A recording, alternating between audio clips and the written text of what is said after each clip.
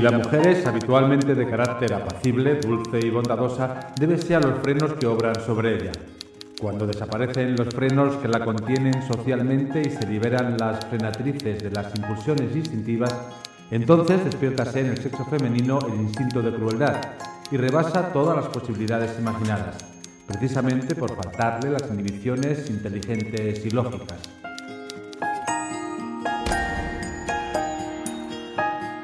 Con estas palabras explicaba Vallejo Nájera y Martínez, jefe de los servicios psiquiátricos militares del franquismo, la tendencia de algunas mujeres a mezclarse en política durante el periodo republicano. Según el psiquiatra, formado en las academias de la Alemania nazi, las mujeres satisfarían de esta manera sus apetencias sexuales latentes. Sobre esta base teórica se criminalizó durante mucho tiempo la naturaleza pecaminosa de la mujer y se sentaban además las bases de lo que sería la propuesta de modelo de feminidad que promovería el franquismo, un modelo inspirado en la doctrina de la rama de la Iglesia más afín al régimen, justificado a su vez en la supuesta objetividad e imparcialidad del método científico. Se desmantelaba así, mediante una represión sistematizada y sumaria, el programa republicano de emancipación de la mujer, y se producía un retroceso notable en todos los avances conseguidos durante este breve periodo de nuestra historia. La mujer republicana representó en parte más un ideal que una realidad, porque realmente no dio tiempo. Pero ya tampoco es verdad que empezara todo en 1931 cuando se proclama la República, es una tendencia obviamente, eso no se improvisa. Lo que pasa es que la República le dio carta de naturaleza, le dio carta de naturaleza, por ejemplo, concediendo el voto a las mujeres, concediendo derechos de divorcio, finalmente incluso derecho al aborto, derechos igualitarios en una serie de cuestiones. Entonces que favorecían a las mujeres, ¿no? Y entonces eso fue lo que pasó en ese momento, que la República creó ciudadanas y las mujeres se creyeron ciudadanas, con lo cual ahí se juntaron el hambre y las ganas de comer y hubo un corto periodo de tiempo en que las mujeres pudieron llegar a hacer aquello que pretendían hacer, aunque no acabaron siéndolo, ¿no? Porque no dio tiempo. La contrapartida que metódicamente trató de imponer el nacionalcatolicismo, especialmente después del triunfo de la sublevación militar del general Franco, suponía recuperar un modelo en el que se mezclaban los valores tradicionalistas del movimiento nacional con aquellos que se le comenzaron a atribuir a la mujer en el ámbito de la burguesía surgida al amparo de la revolución industrial. Claro, el franquismo buscaba en realidad lo que por otra parte podríamos llamar un antimodelo de mujer, sobre todo referido a que el modelo al que se quería contraponer a la nueva mujer del régimen era el modelo de la ciudadana republicana.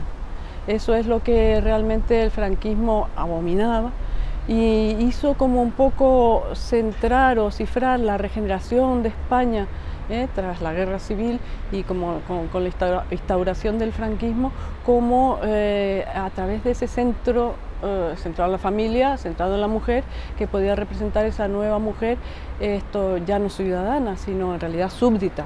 Recientemente se ha efectuado la clausura de curso en la Escuela Nacional de Instructoras de Juventudes Isabel la Católica, instalada en el Castillo de las Navas. Tanto en estas tareas como en las del Castillo de la Mota, en las cátedras ambulantes, en las granjas y escuelas, las afiliadas a la sección femenina ponen en práctica la lección de José Antonio. El verdadero feminismo no consiste en querer para las mujeres las funciones que hoy se estiman superiores, sino en rodearlas de mayor dignidad humana y social. El ideal de mujer está inspirado en la figura del ángel del hogar, es decir, la madre amantísima y la esposa abnegada, una hembra cuya principal misión es la reproductora. Sobre este arquetipo descansa la responsabilidad de perpetuar la raza, así como el cuidado de la familia. De la misma manera se le confía el cometido de ser custodia, garante y primer transmisor de los principios y valores del catolicismo. Entonces, ese modelo de ángel del hogar tiene un componente primordialmente burgués, entre otras cosas porque se construye en el siglo XIX, que es también esta idea de las mujeres como seres inferiores, permanentemente enfermos, que están siempre en el espacio doméstico, están muy relacionadas con todo el tema de la casa, de lo doméstico, de lo interior, y que de alguna manera no pueden tener un cierto tipo de responsabilidades funcionales como trabajar o decidir sobre su propia vida, ¿no? Sin embargo, basta rascar la superficie del mensaje oficial que el régimen pretendía difundir de manera unívoca para darse cuenta de que este programa de socialización, basado en el adoctrinamiento, se encontró con numerosos vectores de resistencia, muchos de los cuales surgían del mismísimo seno del movimiento. Esta tensión se hizo especialmente visible en el discurso de propaganda elaborado por la rama femenina de la Falange Española, la conocida como sección femenina. La identidad que desde esta institución se construye de la mujer roza en muchos momentos los límites de la transgresión, rompiendo con los roles asignados desde la oficialidad del régimen. La sección femenina, junto con la Iglesia Católica, fue una organización institucional encargada de la socialización de género de las mujeres durante la dictadura entera, de vital importancia, importantísima, con unas cotas de poder muy altas. Y además de las monjas, podríamos considerar que los mandos de la sección femenina fueron la única minoría de mujeres que durante la dictadura pudo de alguna manera ejercer lo que se podría considerar como poder o control, porque realmente estaban tomando decisiones importantes. En el lugar que fue cuna del fundador de la Compañía de Jesús, la delegada nacional Pilar Primo de Rivera recibe de manos infantiles delicada ofrenda de flores. Después de la visita al santuario, las jerarquías asisten a una magnífica exhibición del grupo de danzas de Oñate, Tolosa y Azcoitia. En estos bailes antiguos y ceremoniosos se halla recogida una de las más puras y mejores tradiciones de nuestro folclore.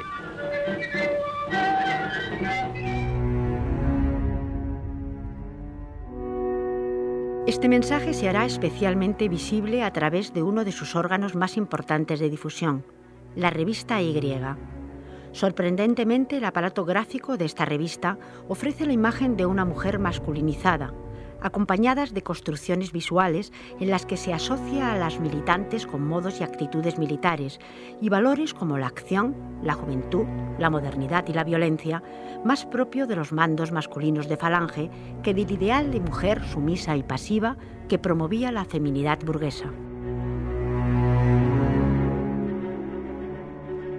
No tenemos que olvidar, de alguna manera, una contradicción que desde hace años las investigadores y los investigadores del tema ya están remarcando, que es un poco esa contradicción que en la cúpula de la sección femenina se estaba constantemente poniendo en esa tensión, ¿no? Que es por qué, sobre todo a través de elementos textuales, estás lanzando un mensaje de feminidad, madre, esposa, y luego tú misma, sobre todo el tema que yo estudio, a partir del aparato visual que estás desplegando, estás encarnando otro modelo radicalmente distinto que está absolutamente asociado con esa masculinidad falangista que estuvo pues desde mediados de los años 30 imperando en toda la retórica fascista en España. Lo cierto es que el vértice en el que inequívocamente confluían todos los mensajes emitidos desde los diferentes ámbitos ideológicos del franquismo era la abominación de la mujer republicana.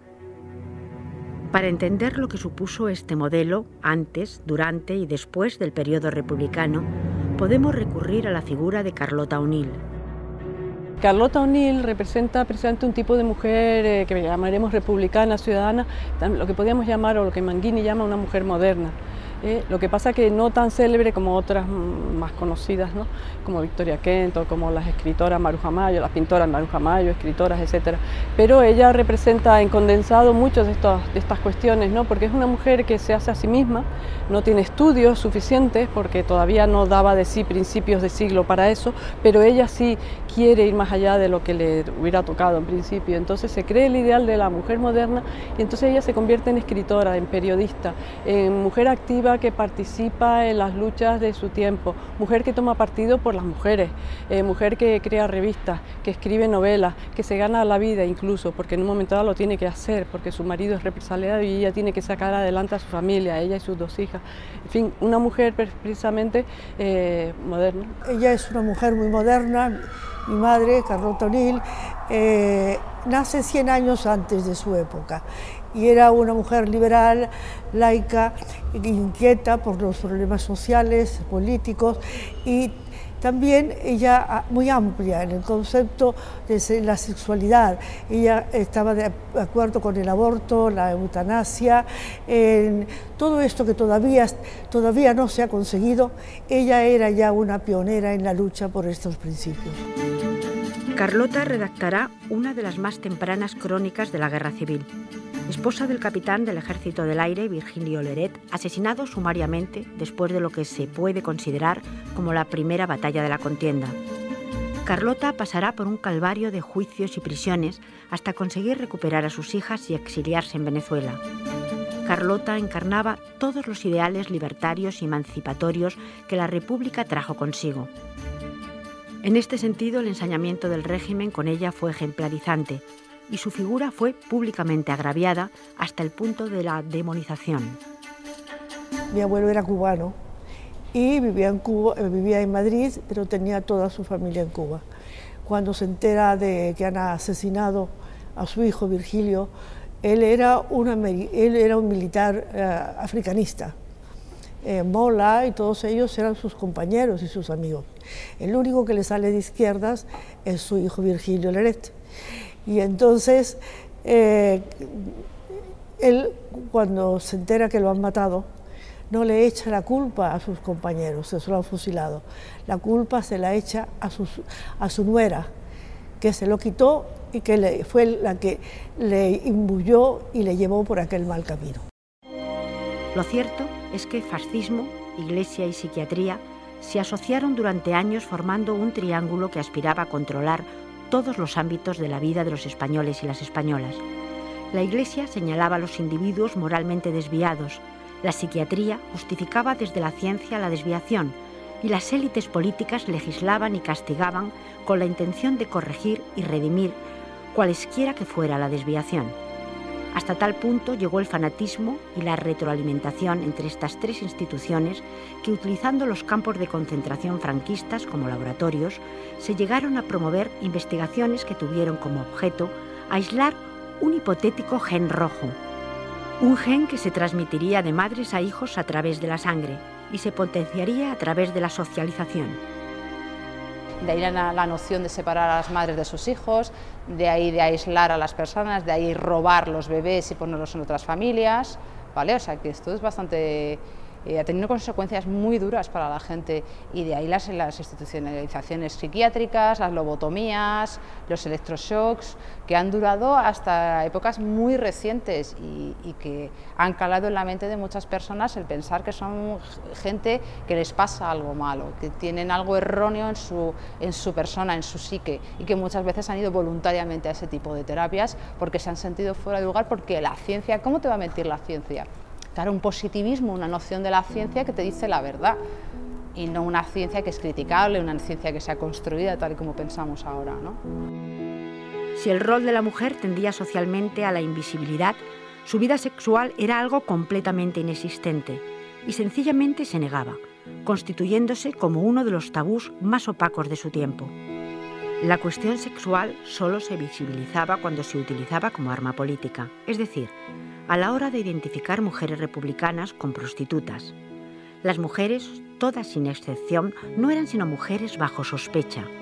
Precisamente con este título y en el marco del proyecto de investigación Memoria y sexualidad de las mujeres bajo el franquismo, se ha publicado recientemente un libro que recoge una serie de investigaciones que pretenden, en palabras de su coordinadora, Raquel Osborne, arrojar luz sobre las formas de control social de la sexualidad, por un lado, y por otro sobre la vida y el discurso de las mujeres que amaron a otras mujeres. A través de las aportaciones de diferentes autores, se trata de componer un mosaico que nos permita una aproximación a una realidad olvidada por los propios estudios de género y omitida en la elaboración de la memoria histórica de los varones gays. Hablar de la sexualidad cuesta, y luego también porque hay, sobre todo por la cuestión de los homosexuales, y es una parte importante de la visibilidad de la sexualidad relacionada con las personas, esto, o sea, para las sexualidades no normativas, homosexuales y travestis, como se decía entonces, ¿no? Pues su realidad fue muy visible, porque tuvieron una represión legislada y una represión que dejó rastros de todo tipo, fichas policiales, hubo detenciones, redadas, cárceles especiales, hubo un montón de rastros que luego significó que han podido seguir sus rastros a la hora de reivindicarse y de reivindicar un cierto reconocimiento que el franquismo les dio, aunque fueran negativos. A las mujeres nada de eso existió, su realidad siguió siendo oculta, invisible, cosa que se juntaba con el propio deseo de las mujeres para poder seguir realizando una doble vida que les resultaba mucho más cómoda para poder sobrevivir. Las relaciones entre mujeres siempre encontraron intersticios entre los que poder desarrollarse, sobreponiéndose a unas estructuras de control social realmente difíciles de sortear. Yo creo que había 3 instituciones que fomentaban la homosexualidad femenina, que era la sección femenina, que es una de las cosas que yo de pequeño me pregunté, y como yo, muchos españoles nos preguntábamos, ¿cómo el demonio resulta que dan un discurso absolutamente misógino y absolutamente conservador, y sin embargo en su práctica corriente eran personas mayores de 30 años, que viajaban, que tenían profesiones, que no estaban casadas? Es decir, el servicio social, curiosamente, que era el equivalente del servicio militar en la mujer, estaban exentas las mujeres casadas. Qué curioso, ahí es donde estaban las homosexuales del régimen, ahí en la sección femenina, con un discurso absolutamente tal, pero ellas tenían una práctica que era absolutamente... Tanto que en broma los falangistas, los machos falangistas, decían que las de sección femenina eran todas unas machorras. Un detalle muy femenino. Táctica y técnica brillan por su ausencia, pero por su presencia refulgen Carmen, Pilar, Lucía, Isabel, Rosario y otras. La guardameta se arriesga. Como pronto va a terminar el partido, hay que aprovechar el tiempo para acicalarse. Otra cultura importante, las funcionarias de prisiones. Hay una película que han hecho, que a mí no me gusta nada porque creo que han despreciado el tema, que es de las Teces Rosas, donde aparece la directora de la prisión, aparece clarísimamente homosexual, clarísimamente homosexual. Y dije, qué tío más inteligente de toda la película. No me parece la película ni el director suficientemente sutil como para haber captado esto. Resulta que efectivamente esa mujer era, lo por testimonio escrito, esa mujer tenía fama en toda la prisión de ser lesbiana. Doña Carmen, lo que yo quería decir... Sí, ya sé, que lo tuyo es un error. Pues ya se enmendará. Confía en el Señor. Entre tantas detenidas es humano que hay algún error, ¿no te parece? No me tengas miedo, que yo no me como a nadie. No le tengo miedo. Monjas, hay casos de monjas que se escapaban con las presas. Mira que sí había una cierta cantera, que había una cierta permisividad en esto. Oficialmente no existía, era un programa menor, no cuestionaba grandemente, digamos, la patria, y bueno, pues que ya está, que las de son femeninas son unas machorras, pues bueno, que lo sean, no pasa nada. En los últimos años del franquismo, además, los ambientes de la farándula, algunos cafés y teatros, se convirtieron también en ambientes en los que proliferó una cierta permisividad que pronto se convertiría en el germen de la normalización de la situación de la sexualidad de las mujeres.